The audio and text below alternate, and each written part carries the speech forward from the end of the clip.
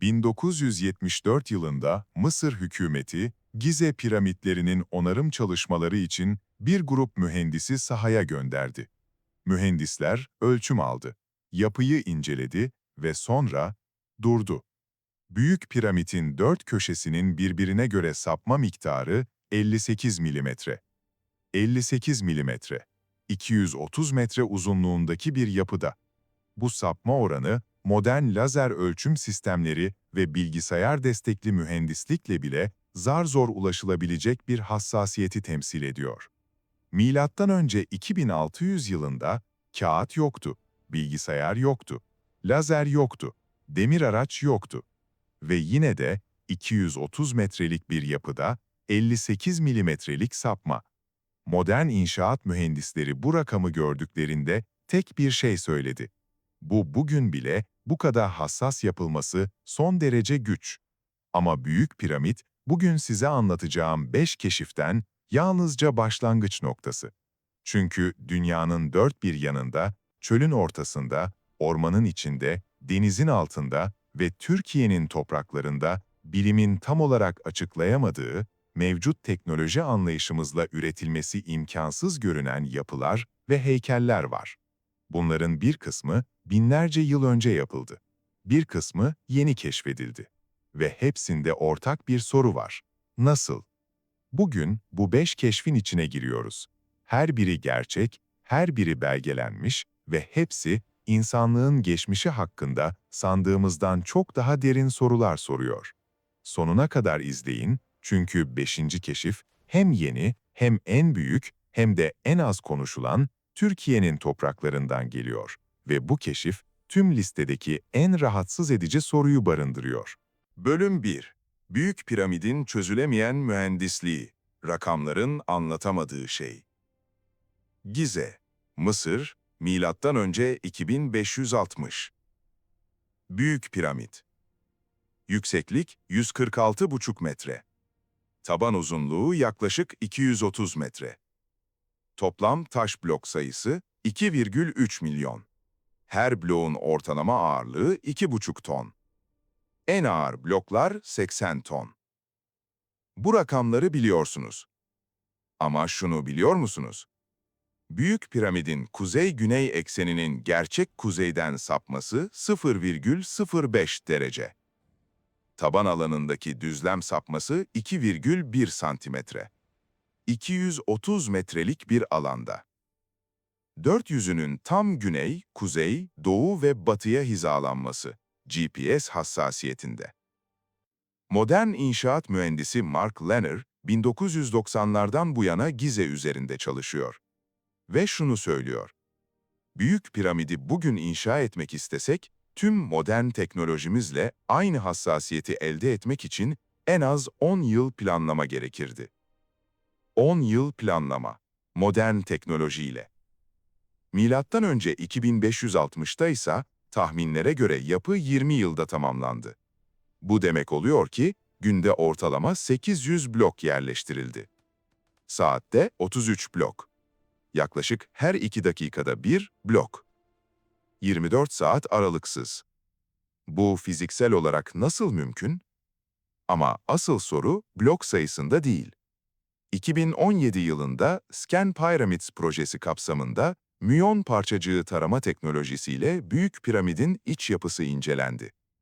Ve içeride daha önce bilinmeyen büyük bir boşluk tespit edildi. Uzunluğu en az 30 metre. Konumu büyük galerinin üzerinde. Bu boşluk ne? İnşaat kalıntısı mı, kasıtlı bırakılmış bir oda mı, yoksa henüz anlaşılamayan bir amaç için mi tasarlandı? 2023'e kadar bu boşluğa fiziksel olarak ulaşılamadı ve Mısır hükümeti iç yapıya müdahale izni vermiyor. Büyük Piramidin içinde henüz girilmemiş bir oda olabilir ve o odada ne olduğunu kimse bilmiyor.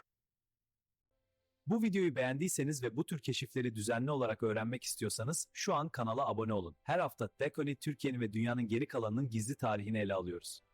Büyük Piramidin çözülemeyen mühendisliği şaşırtıcı.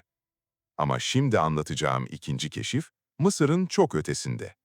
Ve bu yapı piramitlerden de eski. Bölüm 2: Peru'nun kayıp piramitleri, Karal ve zamanın dışında kalan uygarlık. Lima'nın 200 kilometre kuzeyinde, Peru, Supe Vadisi. 1994 yılına kadar bu vadide büyük tepecikler olduğu biliniyordu. Ama kimse onlara dikkat etmemişti. 1994 yılında Perulu arkeolog Ruth Shady Solis bu tepecikleri incelemeye başladı. Ve buldukları şey Amerika kıtasının tarihini tamamen yeniden yazdı. Karal, Amerika'nın bilinen en eski kentsel yerleşimi. Yaşı yaklaşık 5000 yıl. Mö 3000 ile 1800 yılları arasında aktif. Ve içinde 6 büyük piramit. En büyüğü 160 metre çarpı 150 metre taban, 18 metre yükseklik. Ama Karal'ı gerçekten şaşırtıcı yapan boyutu değil. O döneme ait tüm büyük uygarlıklarla karşılaştırdığımızda Mısır, Mezopotamya, Hindus Vadisi hepsinde ortak bir şey var. Savaş, silah, kale duvarı, savunma sistemi. Karal'da bunların hiçbiri yok. Arkeologlar 5 yılı aşkın kazıda tek bir silah bulamadı. Kale yoktu, savunma duvarı yoktu, savaş izine ait hiçbir kemik yoktu. 5000 yıl önce Amerika'nın en büyük kentsel yerleşimi savaşsız yaşıyordu. Nasıl? Shady Solis'in teorisi şu: Karal'ın ekonomisi balığa dayanıyordu. Sahilden gelen balık, içerideki tarım ürünleriyle takas ediliyordu. Bu ekonomik denge, toplumsal istikrarı sağlıyordu. Ama bu açıklama tüm soruları yanıtlamıyor. Çünkü Karal'ın piramitlerinin içinde bulunan odalar, akustik açıdan özel biçimde tasarlanmıştı. Belirli frekansların güçlendirildiği, diğerlerinin bastırıldığı odalar. Bu akustik tasarım kasıtlı. Neden? Ritüel amaçlı mı? Müzik için mi? Yoksa başka bir şey için mi? Karal'ın piramitleri hala kazılıyor ve her sezon yeni bir soru çıkıyor. Savaşsız, akustik piramitlerle dolu 5000 yıllık bir uygarlık nasıl ortaya çıktı ve neden yok oldu? Savaşsız bir piramit uygarlığı şaşırtıcı. Ama şimdi anlatacağım üçüncü keşif piramit değil, heykel. Ve bu heykel tüm bilinen heykelcilik tarihini alt üst ediyor. Bölüm 3. Göbekli Tepe'nin T sütunları. 12 bin yıllık heykelcilik. Şanlıurfa, Güneydoğu Türkiye. Göbekli Tepe'yi daha önce ele aldık ama bu sefer yalnızca bir şeye odaklanıyoruz. T sütunları. Her biri kireç taşından. Bazıları 5,5 metre yüksekliğinde, bazıları 16 ton ağırlığında. Ve her birinin üzerinde oyulmuş figürler. Tilki, yılan, turna, akrep, aslan ve bazı sütunlarda insan kolları. Bu figürler tesadüfen oyulmadı. Analizler, figürlerin belirli bir sembolik dil çerçevesinde yerleştirildiğini gösteriyor. Yani bu bir dekorasyon değil, bir mesaj. Ama bu mesajı kim okuyabilir? 12 bin yıl önce yazılmış bir mesajı. 2017 yılında Edinburgh Üniversitesi'nden bir ekip, Göbekli Tepe sütunlarındaki hayvan figürlerini kozmik olaylarla karşılaştırdı. Sonuç, belirli figür grupları MD 10.950 yılında yaşanan büyük bir göktaşı çarpmasıyla ilişkilendirilebilir. Bu tarih, genç Dryas döneminin başlangıcıyla örtüşüyor. Kuzey Yarımküreyi büyük ölçüde soğutan, büyük memelilerin neslini tüketen bir çevre felaketi.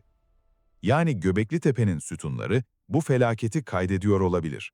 Bir anıt olarak mı, bir uyarı olarak mı, yoksa bir takvim olarak mı? Ama en büyük gizem sütunların içeriğinde değil, üretim sürecinde. Bu sütunlar Göbekli Tepe'nin birkaç kilometre ötesindeki taş ocaklarından kesildi. Kesildi, taşındı ve dikildi. Metal araç yoktu, tekerlek yoktu, çekiş hayvanı yoktu.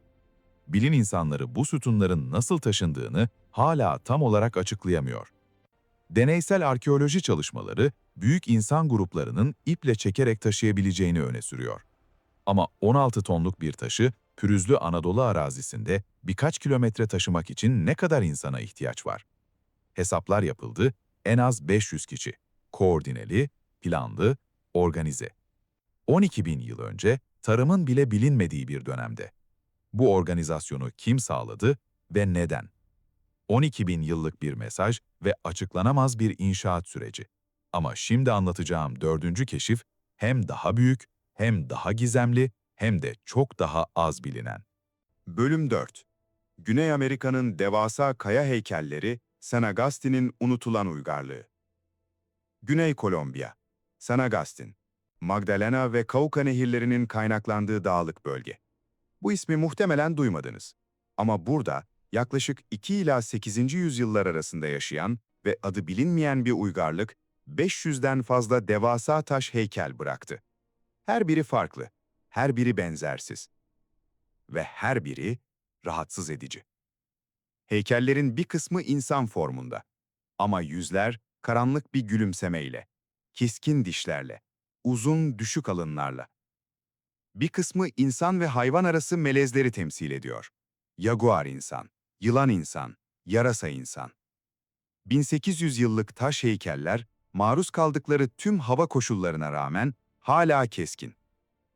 Ama asıl gizem bu değil. Bu uygarlıktan hiçbir yazılı kayıt yok. Hiçbir metin, hiçbir tablet, hiçbir kil belge. Yalnızca heykeller. Ve bu heykellerin kimi temsil ettiğini, neden yapıldığını, nasıl bu boyutlara ulaştığını kimse bilmiyor. 2022 yılında LIDAR tarama teknolojisiyle San Agustin bölgesi yeniden incelendi. Ve tarama, daha önce fark edilmemiş bir şeyi gün yüzüne çıkardı. Heykellerin yerleşim düzeni rastgele değil, belirli bir geometrik düzeni takip ediyor. Ve bu düzen, Güneş'in belirli mevsimlerde belirli noktalarda doğduğu konumlarla örtüşüyor. Yani bu heykeller bir takvim oluşturuyor. 1800 yıllık, taştan yapılmış, devasa bir takvim. Ama bu takvimi kim kullanıyordu? Ve bu uygarlık neden ortadan kayboldu? Heykeller kaldı, insanlar gitmedi. Heykeller burada duruyor ve anlatılmayı bekliyor. Ama dili henüz çözülemedi. Bu noktaya kadar izlediyseniz bir yorum bırakın. Bu 5 keşiften hangisi sizi en çok düşündürdü? Ve videoyu beğenmeyi unutmayın. Her beğeni bu içeriklerin devam etmesi için gerçekten önemli. Taş dilli bir uygarlık. Ama şimdi 5. ve son keşfe geliyoruz. Bu hem en yeni, hem en büyük ve hem de Türkiye'nin en az konuşulan arkeolojik bulgularından biri ve bu bulgu tüm listedeki en derin soruyu barındırıyor. Bölüm 5. Karahantepe'nin insan heykelleri. 12.000 yılın en ürkütücü keşfi. Şanlıurfa'nın güneydoğusu. Karahantepe. 2019'dan bu yana aktif kazı. Göbekli Tepe'nin 35 kilometre güneydoğusunda. Aynı dönem, aynı kültür ama tamamen farklı bir mimari anlayış. Ve tamamen farklı bir şey. İnsan heykelleri. Göbekli Tepe'de T sütunları vardı. Üzerlerinde hayvan figürleri. İnsan figürleri yok denecek kadar azdı. Ve hepsi soyuttu. Karahantepe'de ise tam boyutlu, gerçekçi insan figürleri. 2021 kazı sezonunda kayaya uyulmuş bir odanın içinde 2,3 metre yüksekliğinde bir insan figürü ortaya çıktı. Figürün yüzü vardı, gözleri vardı, burnu vardı, ağzı vardı. 12.000 yıl önce gerçekçi insan yüzü. Ama bu tek başına bile şaşırtıcı değildi. Figürün omuzları vardı, kolları vardı ve göğsünde kaburgaları sayılabilecek düzeyde anatomik detay. Bu Neolitik çağ için akıl almaz bir şey. O döneme ait hiçbir kültürde bu düzeyde anatomik gerçekçilik beklenmiyordu. Çünkü anatomik gerçekçilik, insanın kendi bedenini gözlemleyip çizebilmesini gerektirir. Ve bu gözlem kapasitesi, sanatsal gelişimin ileri bir aşamasına işaret eder. 12.000 yıl önce. Ama 2022 kazı sezonu daha da ileri gitti. Kompleksin merkezinde tamamen kayaya oyulmuş dairesel bir oda açıldı. Odanın tabanında bir havuz. Havuzun içinde, yatar pozisyonda, tam boyutlu bir insan figürü. Figürün yüzü tavana bakıyor. Elleri göğsünde, etrafında onlarca yılan figürü havuzu çevreliyordu, figürü sarıyordu. Doktor Necmi Karul, kazı ekibinin başı bu bulgu hakkında şunu söyledi. Bu, daha önce hiç görmediğimiz türde bir ritüel alanı. Yorumlamak için çok erken. Çok erken. Bu ifade, arkeolojik literatürde dikkatli bir duraksamayı ifade ediyor. Çünkü bu odanın ne anlama geldiği, mevcut arkeolojik çerçevelerle tam olarak açıklanamıyor. Bir şifa ritüeli mi, bir ölüm töreninin sahnesi mi, yoksa çok daha farklı bir şey mi? Yılan figürleri tüm antik kültürlerde ortak bir simge. Dönüşüm, yeniden doğuş ve tıp. Bugün hala tıbbın simgesi yılanlı asa. Ama bu odadaki yılanların sayısı sembolik değil, sistematik. Her biri belirli bir açıyla yerleştirilmiş. Belirli bir yönde bakan. Sanki bir düzeni var. 2023 yılında bir Türk-Alman ekibi bu yılan figürlerinin yerleşim açılarını inceledi. Ve sonuç henüz yayınlanmadı.